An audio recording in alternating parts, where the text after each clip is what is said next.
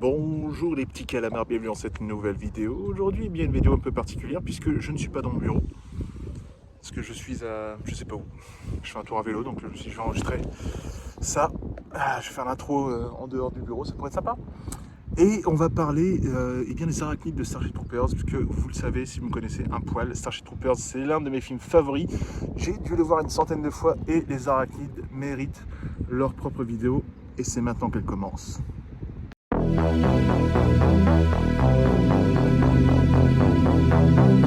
Et oui, les arachnides, l'espèce hautement agressive des films Starship Troopers. Et ce ne sont pas les colons de Fort Joe Smith qui viendront me contredire. Les arachnides, selon le premier film, et plus précisément selon la professeure de biologie, sont apparus il y a plusieurs millions d'années. Et leurs capacités évolutives et adaptatives sont absolument remarquables. Ils sont en effet capables de coloniser des mondes en simplement propulsant leurs spores dans l'espace. Ils se reproduisent extrêmement vite et se montrent extrêmement agressives contre toute forme de vie différente de la leur. À la différence du livre où les arachnides utilisent et fabriquent des armes, ici nous ne parlerons que des arachnides provenant des films, c'est-à-dire des creepy crawlies. D'ailleurs, pour les oreilles attentives, malheureusement je ne peux pas mettre l'extrait sous peine de démonétisation, donc je vais vous jouer les sons. Le cri que pousse ED209 dans Robocop quand il tombe des escaliers a été recyclé pour devenir le hurlement de guerre des arachnides. Écoutez un peu.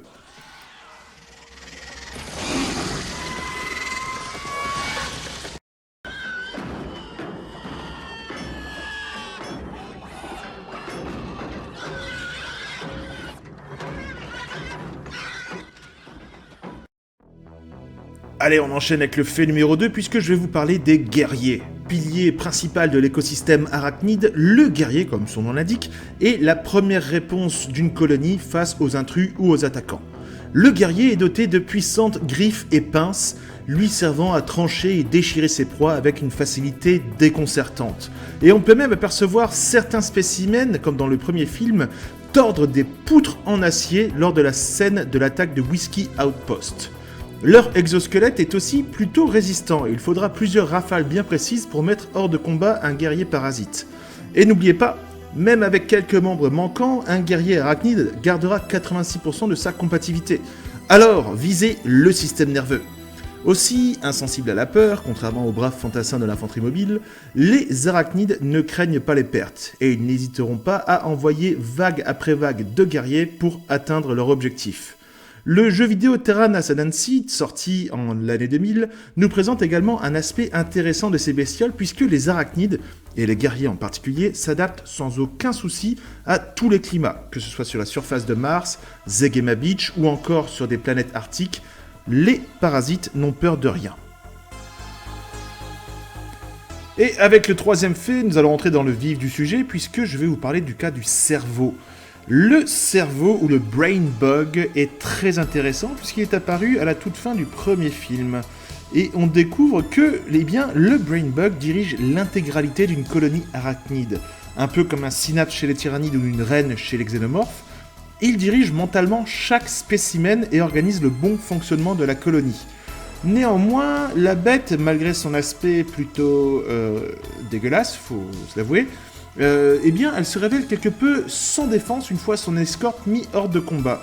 Néanmoins, elle peut exercer de temps à autre un contrôle mental sur ses adversaires.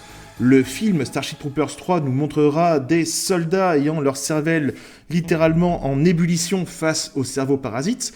Et encore une fois, le jeu vidéo Terran Ascendancy nous présentera des fantassins sous emprise mentale du cerveau et retournant leurs armes contre les hommes de la Fédération.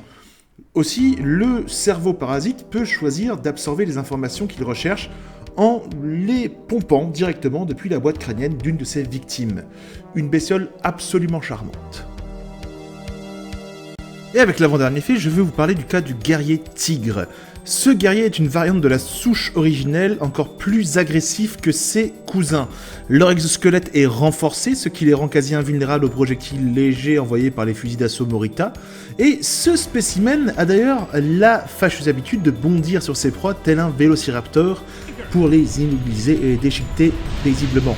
Ces spécimens sont observables et affrontables à la fin de l'excellent jeu Starship Troopers Terran Ascendancy dont j'arrête pas de parler depuis le début de cette vidéo, et je vous recommande d'y jouer. Il est disponible gratuitement sur internet, il est directement téléchargeable en fichier exe, et il vaut vraiment le coup. Ils sont présentés comme une réponse des arachnides par rapport à l'arrivée des exosquelettes de guerre portés par l'infanterie. L'esprit de la ruche est donc adaptive, un peu comme les xénomorphes, les Zergs ou encore les tyrannides.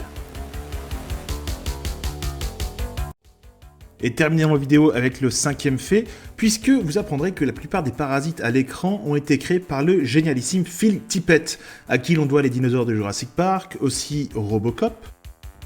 Je vous ai déjà dit que j'aimais beaucoup Robocop, non? Et on lui doit aussi la légendaire attaque des Walkers dans The Empire Strikes Back. Bref, Phil Tippett utilisa pour Starship Troopers le design d'une bestiole appelée Shrieker qui aurait dû normalement avoir sa place dans Tremors 2. Mais le design fut abandonné, alors Phil Tippett réutilisa le concept pour créer les redoutables arachnides de Starship Troopers. Autre info quelque peu sympathique, Paul Verhoeven avait fait appel à un grand nombre d'amputés pour les besoins du film, afin de simuler au mieux les blessures de manière plus réaliste et sanglante. Et voilà les petits calamars, c'est la fin de cette vidéo. Faut que j'arrête de faire ça, c'est insupportable. J'espère que ça vous a plu. Sachez qu'on va continuer notre exploration des ruches xénomorphes, mais que ça faisait un petit bout de temps que j'avais envie de faire une vidéo sur Starship Troopers. Il y a vraiment beaucoup de choses à dire, donc j'ai vraiment fait une vidéo assez compacte. Peut-être qu'on en fera plus précisément sur des spécimens présents dans l'univers étendu, quoi que ce soit, enfin, vous verrez. En attendant, je vous recommande les films Starship Troopers, le premier, puisque le deuxième est une catastrophe, le troisième est un désastre nucléaire.